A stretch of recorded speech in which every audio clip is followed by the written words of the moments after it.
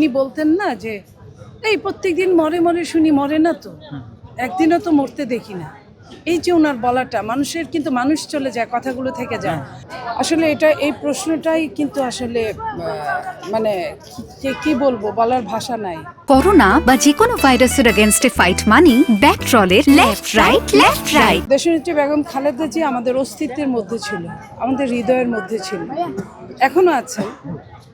একটা হৃদয়কে যদি কেউ আলাদা ভাগ করে ফেলে তখন যে অবস্থাটা হয়, আমাদের আজকের অবস্থাটা একই জায়গায়। আমরা বলতে পারেন যে আমরা স্তব্ধ, বাকরুদ্ধ। এরকম একটা খবর এত ভোরে শোনার জন্য আসলে আমরা প্রস্তুত ছিলাম না। সে প্রস্তুত, যদিও উনি ভীষণ অসুস্থ, আপনারাও জানেন, আমরাও জানি। তারপরে এই সংবাদটা এরকম দিনে, এত ঠান্ডার মধ্যে, এত সকালবেলা এরকম পাবো, এটা আমরা চিন্তা করি না। একটা হঠাৎ করে মরার উপর খাড়ার ঘা বলতে পারি। ওনার মৃত্যু থেকে আসলে এই মুহূর্তে রাজনৈতিক সংকট দেখা দেবে কিনা?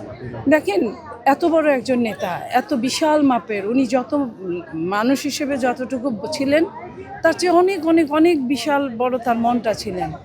এই যে উনি জনগণকে দিয়ে গেছেন, একটা সময় দেখেন বাংলাদেশের অবিসংবাদিত নেতায় পরিণত হয়েছেন। ওনার চরম শত্রু ওনাকে ধারণ করেছেন, বলেছেন।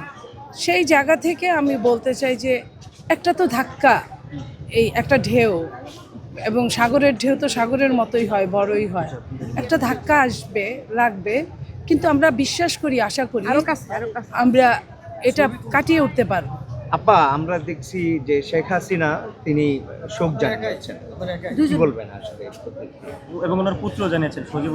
আসলে আজকে উনি এতদিন যেটা কামনা করেছিলেন, উনি বলতেন না যে এই প্রত্যেকদিন মরে মরে শুনি, মরে না তো, একদিনও তো মরতে দেখি না। এই যে ওনার বলাটা, মানুষের কিন্তু মানুষ চলে যায়, কথাগুলো থেকে যায়।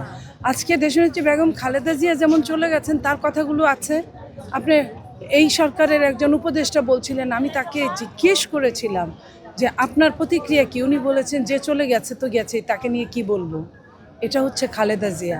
আর উনি যেভাবে অত্যাচার করেছেন, টর্চার করেছেন, স্লো পয়জনিং করেছেন, এইসব করেছেন, তারপরে আবার বলেছেন যে প্রতিদিন শুনি, একদিনও তো মরে না। এই যে বলাটা, এটা থেকে প্রমাণ হয় যে উনি এখন বিপদে আছেন, বিপদ থেকে উনি সহানুভূতির আশা করছেন। কিংবা আপনি যদি মনে করেন যে আমাদের নেত্রী দেশনেত্রী বেগম খালেদা জিয়ার ছোট সন্তান যেদিন মারা গেলেন, উনি এইখানে এই গুলশান অফিসে আমাদের চোখের সামনে যে নাটকটা করেছিলেন, এবং সেই নাটকটা সমস্ত বাংলাদেশকে বুঝিয়ে যে অবস্থার পায়তারা করেছিলেন, এখন থাকলেও উনি এরকমই একটা নাটক হয়তো করতেন। বাট দেশনেত্রী বেগম খালেদা জিয়া তো এমন না। উনি তো সাধারণ মানুষের একজন, উনি বাংলাদেশের সমস্ত জনগণের একজন।